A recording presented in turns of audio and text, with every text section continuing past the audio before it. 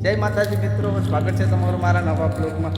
મિત્રો, આજે હું દાહોદથી 12,000 પુકાર મેળવીમાના દર્શન કરવા યાત્રા પર નીકળ્યો છું. ત્યારે આ મારી યાત્રાનો પહેલો દિવસ છે અને અત્યારે હું મારા ઘરથી 20-25 કિલોમીટર જેટલું દૂર આગળ આવી ગયો છું. જોઈ શકો છો આ હાઈવે. તો મિત્રો, આપણે ક્યાં રોકાવાના છે ને કેટલા દિવસે મારે તો તમે બ્લોગમાં કન્ટિન્યુ બન્યા રહેજો. બ્લોગમાં ખૂબ જ મજા આવવાની છે અને કોમેન્ટમાં લખી નાખજો જય મેલડી. તો ફાઇનલી મિત્રો હવે જમવા બેસી ગયા છે. લગભગ 12 વાગ્યા છે.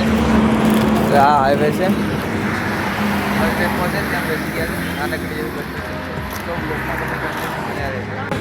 તો અત્યારે અમે દાહોદથી ધનખેડાવાળા હાઈવે પર પડી ગયા છીએ. જોઈ શકો છો મારા મમ્મી ને મારા વાઈફ ને મારી દીકરી આગળ જતા છે. કાંકરા જોઈ શકો છો મિત્રો, કંઈક આવા છે. જવાના છે તો તમે બના રહેજો અને આપણી ચેનલ પર નવા હોય તો સબસ્ક્રાઈબ પણ કરી નાખજો મિત્રો. ત્યારે આપણે રોકાવાના છે દુનિયાના તો બ્લોગમાં કન્ટિન્યુ બન્યા રહેજો.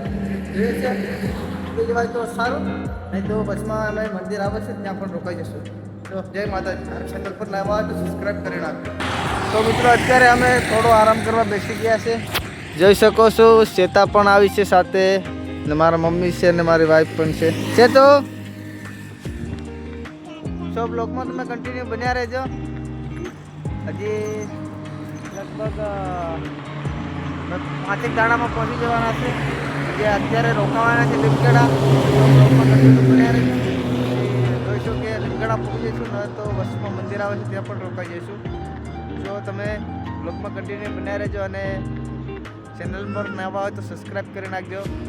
જય માતા. તો જોઈ શકો છો મિત્રો, કંઈક આવી હાલત છે. અત્યારે લગભગ 1 વાગી ગયો છે અને મારા મમ્મી ને મારા ભાઈ પાગલ જતા છે. જોઈ શકો છો પાગલ છો ત્યાં છેલ્લામાં બધું ભારે છે ને ત્યાં ઠંડી પડે છે. એના માટે રસ્તામાં બહુ કાંકરી પડેલ છે મિત્રો, એના માટે આમાં ચાલું છું.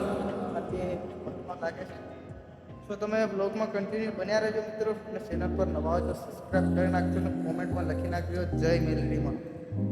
જોઈ શકો છો મિત્રો, અહીંયા અમે રોકાયા હતા અને આ સામાન બધો અમને અહીંયા જ જોયા હતા.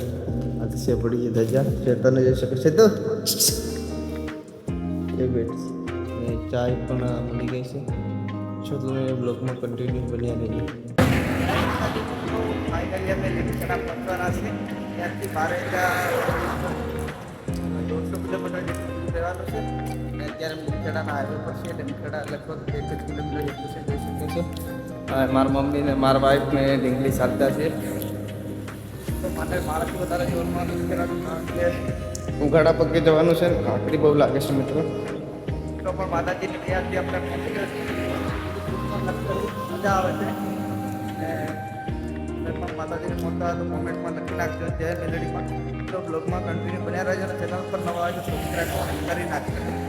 જય માતાજી મિત્રો. ફાઇનલી અમે સત્રોડ અહીંયાથી 7 કિલોમીટર જેટલું દૂર રહી ગયું છે અને અમે મહાદેવજીના મંદિરે રોકાયા છે. આ મારી યાત્રાનો બીજો દિવસ છે. જોઈ શકો છો આ છે કંઈક મહાદેવજીનું મંદિર. શ્વેતા મંદિરમાં બેઠી છે. તો મિત્રો, આજનો બ્લોગ આપણે અહીંયા જ પૂરો કરીએ. મળીએ ફરી નેક્સ્ટ બ્લોગમાં. કાલે પણ બ્લોગ કાલે નહીં પરમ દાડે જેવો નાખીશ. તો મિત્રો, તો તમે મારી ચેનલ પર નવા હોય તો ચેનલને સબસ્ક્રાઈબ કરી નાખજો અને વિડીયો જોવા માટે ધન્યવાદ. જય માતાજી.